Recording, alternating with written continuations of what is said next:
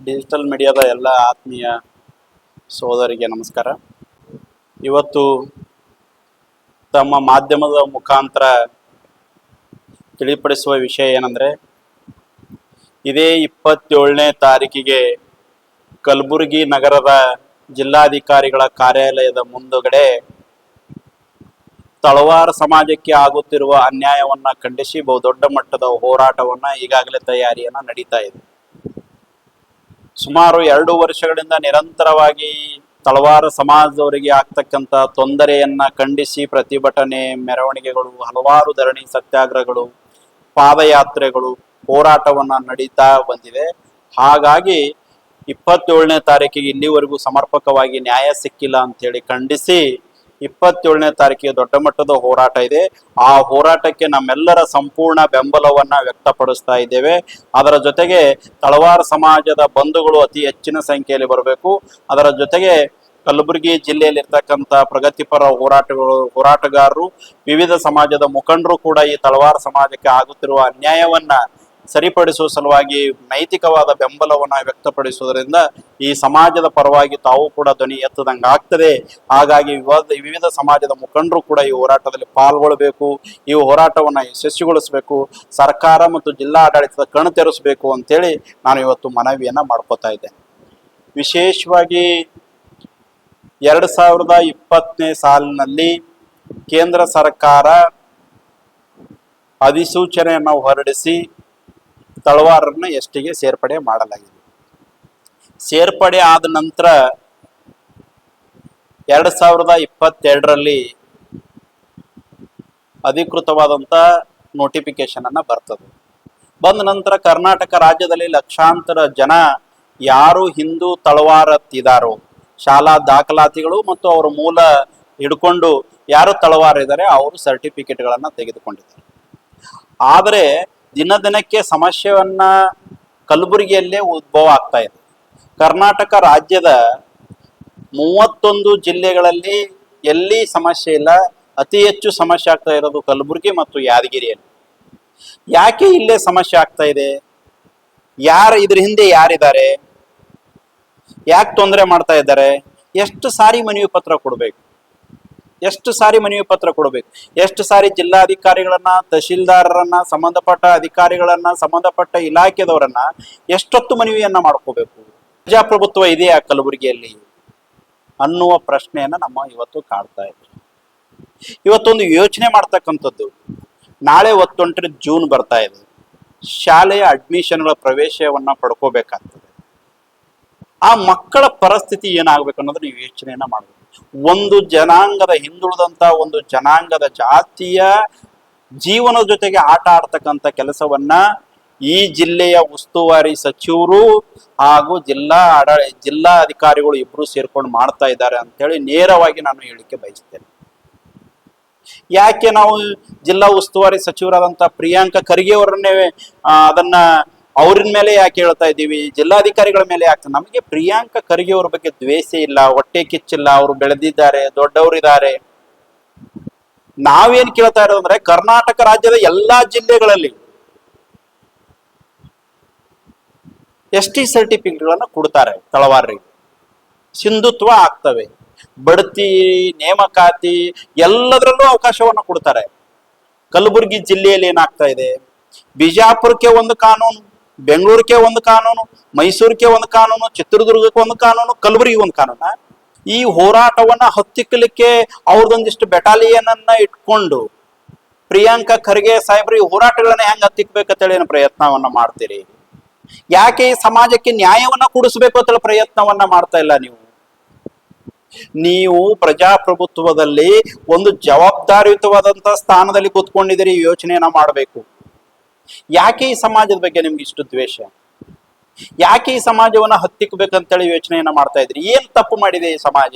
ಏನ್ ಅನ್ಯಾಯ ಮಾಡಿದೆ ಈ ಸಮಾಜ ನಿಮಗೆ?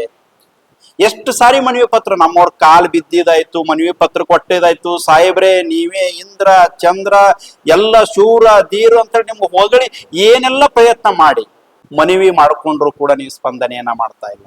ಅದ್ರ ಜೊತೆಗೆ ಬೆಳಗಾವಿಯಲ್ಲಿ ಸಭೆಯನ್ನ ಮಾಡಿ ಒಂದು ಪತ್ರವನ್ನ ಹೊರಡಿಸಿ ಮತ್ತೆ ನೀವೇ ಸನ್ಮಾನ ಮಾಡ್ಕೊಂಡಿದ್ದೀರಿ. ನೀವೇ ಸನ್ಮಾನವನ್ನ ಮಾಡ್ಕೊಂಡಿದ್ರಿ. ನಮ್ಗೆ ಯಾರಿಗೂ ಕಾನೂನು ಗೊತ್ತಿಲ್ವಾ, ವ್ಯವಸ್ಥೆ ಗೊತ್ತಿಲ್ವಾ? ನಾವು ಕೇಳ್ತಾ ಇರೋದು ಕೋಲಿ ಕಬ್ಬಲಿಗರಿಗೆ ಎಸ್.ಟಿ ಸರ್ಟಿಫಿಕೇಟ್ ಕೊಡ್ರಿ ಅಂತ ಅಲ್ಲ. ಯಾರು ಶಾಲಾ ದಾಖಲಾತಿಯಲ್ಲಿ ತಳವಾರ್ ಅಂತ ಬರೆಸ್ಕೊಂಡಿದ್ದಾರೆ ಅಂತ ತಳವಾರಿಗೆ ಮಾತ್ರ ಕಾನೂನಿನ ಪ್ರಕಾರ ನೀವು ಪರಿಶಿಷ್ಟ ಪಂಗಡದ ಪ್ರಮಾಣ ಪತ್ರ ಕೊಡ್ರಿ ಅಂತ ನಾವು ಕೇಳ್ತಾ ಇರೋದು. ಅದನ್ನ ನೋಡಿದ್ರೆ ನೀವೇನೇನೋ ನಾಟಕ ಮಾಡೋದು ಯಾರಿಗ್ ಗೊತ್ತಾಗ್ತಾ ಇಲ್ವಾ? ಇಲ್ಲಿ ಜಿಲ್ಲಾಧಿಕಾರಿಗಳು ಇದ್ದಾರೆ, ಕಲಬುರಗಿ ಜಿಲ್ಲಾಧಿಕಾರಿಗಳ ತನ್ನದೇ ಆದಂತ ಗೌರವ ಇದೆ. IAS ಗೆ ತನ್ನದೇ ಆದಂತ ಭಾರತ ದೇಶದಲ್ಲಿ ತನ್ನದೇ ಆದಂತ ಗೌರವ ಇದೆ, ಅಧಿಕಾರದ ಶಕ್ತಿ ಇದೆ, ಪರಮಾಧಿಕಾರ ಇದೆ. ಅದು ಮರ್ತಿದ್ದಾರೆ ಈ ಕಲಬುರಗಿ ಜಿಲ್ಲಾಧಿಕಾರಿಗಳು. ಜಿಲ್ಲಾ ಉಸ್ತುವಾರಿ ಸಚಿವರು ಪ್ರಿಯಾಂಕಾ ಖರ್ಗೆ ಅವರು ಏನ್ ಹೇಳ್ತಾರೆ ಅದನ್ನೇ ಮಾಡುವಂತ ವ್ಯಕ್ತಿತ್ವ ಇವರು. ನನಗನ್ನಿಸ್ತದೆ ಜಿಲ್ಲಾ ಉಸ್ತುವಾರಿ ಸಚಿವರಾದಂತ ಪ್ರಿಯಾಂಕಾ ಖರ್ಗೆ ಅವರ ಖಾಸಗಿ ಆಪ್ತ ಕಾರ್ಯದರ್ಶಿ ತರ ಕೆಲಸವನ್ನ ಇವತ್ತಿನ ಜಿಲ್ಲಾಧಿಕಾರಿಗಳು ಮಾಡ್ತಾ ಇದ್ದಾರೆ. ಕಾನೂನಿನ ಪರಿಪಾಲಕರು ಅವ್ರು ಆಗ್ಬೇಕಾಗಿತ್ತು. ಹೇಳಿ, ಇಲ್ಲ ಅವ್ರು ಕೋಲಿ ಕಬ್ಬಲಿಗ ತಳವಾರ ಇದ್ದಾರೆ. ಎಲ್ಲಿದೆ ಕೋಲಿ ತಳವಾರ್ ಕಬ್ಬಲಿಗ ತಳವಾರ್ ಅಂತ ಎಲ್ಲಾದ್ರೂ ಇದೆಯಾ? ಕರ್ನಾಟಕ ರಾಜ್ಯದಲ್ಲಿ ಇರ್ತಕ್ಕಂಥದ್ದು ಒಂದೇ ತಳವಾರು, ಅದು 88H ಇರ್ತಕ್ಕಂಥ ತಳವಾರು. ಅದೇ ಕೇಂದ್ರ ಸರ್ಕಾರಕ್ಕೆ ಕುಲಶಾಸ್ತ್ರೀಯ ಅಧ್ಯಯನ, ರಾಜ್ಯ ಸರ್ಕಾರದಿಂದ ಕುಲಶಾಸ್ತ್ರೀಯ ಅಧ್ಯಯನ ಮಾಡಿ ಕೇಂದ್ರ ಸರ್ಕಾರಕ್ಕೆ ಪ್ರಸ್ತಾವನೆಯನ್ನು ಹೋಗಿರುವಂತದ್ದು. ಹೌದು, ಈ ತಳವಾರು 2020ರಲ್ಲಿ ST ಆಯ್ತಲ್ಲ, ST ಪಟ್ಟಿಗೆ ಸೇರ್ಪಡೆ, ಕೇಂದ್ರದ ಗೆಜೆಟ್ ಏನಾಯ್ತಲ್ಲ, ಆ ಕೇಂದ್ರದ ಗೆಜೆಟ್ ಆದ ಬಳಿಕ ಯಾರು ಕೌಲಿ ಕಬ್ಬಲಿಗರನ್ನ ತಿದ್ದುಪಡಿ ಮಾಡಿಕೊಂಡು ತಳವಾರ ಮಾಡಿಕೊಂಡಿಲ್ಲ. ಸ್ವತಂತ್ರ ಸಿಕ್ಕ ಹಿಡ್ಕೊಂಡು ಶಾಲಾ ದಾಖಲಾತಿಯಲ್ಲಿ ತಳವಾರ ತಳಿ ಬರೆಸ್ಕೊಂಡಿದ್ದಾರೆ. ಯಾವುದೇ ಒಬ್ಬ ವ್ಯಕ್ತಿ ನಕಲಿ ಮಾಡ್ಬೇಕಾದ್ರೆ, ಫೋರ್ಜರಿ ಮಾಡ್ಬೇಕಾದ್ರೆ, ಅದು ಆದ ನಂತರ ದುರಾಸೆದಿಂದ ಅದು ಪಡ್ಕೊಳ್ಳಿಕ್ಕೆ ಫೋರ್ಜರಿ ಮಾಡ್ತಾನೆ. ಹಂಗಂದ್ರೆ 75 ವರ್ಷದ ಹಿಂದೆ ತಳವಾರ ಅಂತೇಳಿ ಶಾಲಾ ದಾಖಲಾತಿಯಲ್ಲಿ ಬರ್ಕೊಂಡಿದ್ರಲ್ಲ, ಅವತ್ತು ಈ ತಳವಾರ ಜನಾಂಗಕ್ಕೆ ಕನಸು ಬಿದ್ದಿತ್ತ 2020ರಿಗೆ ST ಆಗ್ತದೆ, ಅವಾಗ ನಾವು ST ಸರ್ಟಿಫಿಕೇಟ್ ತಗೋಬೇಕಂತ ಕನಸು ಬಿದ್ದಿತ್ತ? ಯೋಚನೆ ಮಾಡ್ರಿ, ಬಿಡ್ರಿ ದ್ವೇಷೆಯನ್ನ, ಹೊಟ್ಟೆ ಕಿಚ್ಚನ್ನ, ಈ ಸಮಾಜವನ್ನ ತುಳಿಬೇಕನ್ನ ಮನೋಭಾವನೆ ಬಿಟ್ಟು ಕಾನೂನಾತ್ಮಕವಾಗಿ ಯೋಚನೆಯನ್ನ ಮಾಡ್ರಿ. ಯಾರೋ ಒಂದಿಷ್ಟು ಜನ ಹೇಳ್ತಾರೆ ಅವ್ರು ನಕಲಿ ಮಾಡ್ತಾ ಇದ್ದಾರೆ.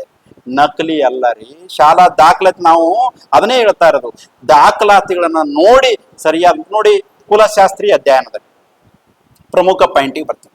ಕುಲಶಾಸ್ತ್ರೀಯ ಅಧ್ಯಯನದಲ್ಲಿ 28,800 ತಳವಾರಿದ್ದಾರೆ ಅಂತ ಹೇಳಿ ಅವತ್ತು ಕೇಂದ್ರಕ್ಕೆ ಪ್ರಸ್ತಾವನೆಯನ್ನ ಕಳಿಸಿದ್ರಲ್ಲ, ಆ 28,800 ತಳವಾರು ಎಲ್ಲಿ ಹೋದ್ರು ಕಲಬುರಗಿ ಜಿಲ್ಲೆಯಲ್ಲಿ ತೋರಿಸಿ.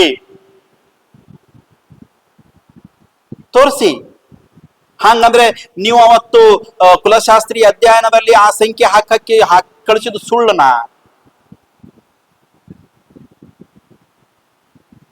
ಒಂದು ಮಾತನ್ನ ಜಿಲ್ಲಾ ಉಸ್ತುವಾರಿ ಸಚಿವರಿಗೆ ಕೈ ಮುಗಿದು ಕೇಳ್ಕೊತೇನೆ, ಸಾಹೇಬ್ರೆ ನಿಮ್ ಬಗ್ಗೆ ನಮ್ಗೆ ಕೆಟ್ಟ ಅಭಿಪ್ರಾಯ ಇಲ್ಲ, ದಯವಿಟ್ಟು ನೀವು ಇದರಲ್ಲಿ ರಾಜಕಾರಣವನ್ನ ಮಾಡಬೇಡಿ.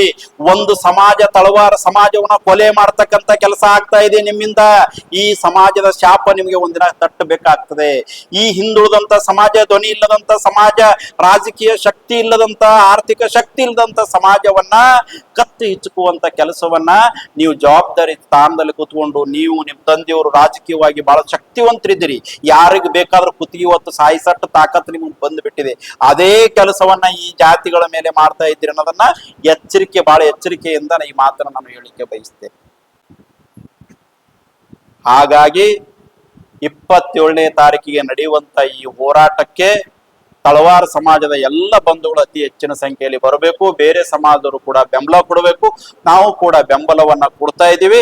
ಜಿಲ್ಲಾಡಳಿತಕ್ಕೆ ಮತ್ತು ಪೊಲೀಸ್ ಇಲಾಖೆಗೆ ಹೇಳಿಕೆ ಬಯಸ್ತಾ ಇದ್ದೇನೆ, ನಮ್ಮ ಹೋರಾಟ ಹೊಚ್ಚೆ ಕಿಟ್ಟಿನ ಹೋರಾಟ ಅಲ್ಲ, ಯಾರನ್ನ ದ್ವೇಷಿಸ್ಬೇಕನ್ನಂತ ಹೋರಾಟ ಅಲ್ಲ, ಯಾರನ್ನ ವಿರೋಧಿಸಬೇಕು ಮತ್ತು ರಾಜಕೀಯ ಪ್ರೇರಿತವಾದಂತ ಹೋರಾಟ ಅಲ್ಲ.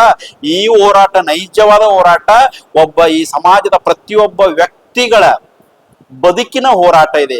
ಬದುಕಿನ ಜೊತೆ ಯಾರೂ ದಯವಿಟ್ಟು ಚೆಲ್ಲಾಟ ಆಡಬೇಡಿ. ಇದರಲ್ಲಿ ರಾಜಕೀಯ ಮಿಶ್ರಿತ ಮಾಡಬೇಡಿ. ಯಾರ ಮೇಲೂ ಕೂಡ ದ್ವೇಷ, ಹೊಟ್ಟೆ ಕಿಚ್ಚು, ಟೀಕೆ ಟಿಪ್ಪಣಿ ಮಾಡೋದು ಬೇಡ. ಈ ಹಿಂದುಳಿದಂತ ಈ ಸಮಾಜವನ್ನ ಇನ್ನೊಂದಿಟ್ಟು ತುಳಿದು ಮೆತ್ತ ಮಾಡ್ತಕ್ಕಂಥ ಕೆಲಸ ದಯವಿಟ್ಟು ಆಗಬಾರದು. ಹಾಗಾಗಿ ಅದಕ್ಕಾಗಿ ನಿಮ್ಮನ್ನು ಕಣ್ತಿರಿಸಬೇಕಂತೇಳಿ ಮತ್ತೆ ದೊಡ್ಡ ಹೋರಾಟ ನಡೀತಾ ಇದೆ. ಆ ಹೋರಾಟಕ್ಕೆ ಎಲ್ಲರೂ ಬರಬೇಕು ಅಂತೇಳಿ ಮಾಧ್ಯಮದ ಮುಖಾಂತರ ಮತ್ತೊಮ್ಮೆ ಕೈ ಮುಗಿದು ಕೇಳ್ಕೊಂಡು ನಾನು ಮಾತನ್ನು ಮುಗಿಸ್ತೇನೆ. ಎಲ್ಲರಿಗೂ ನಮಸ್ಕಾರ.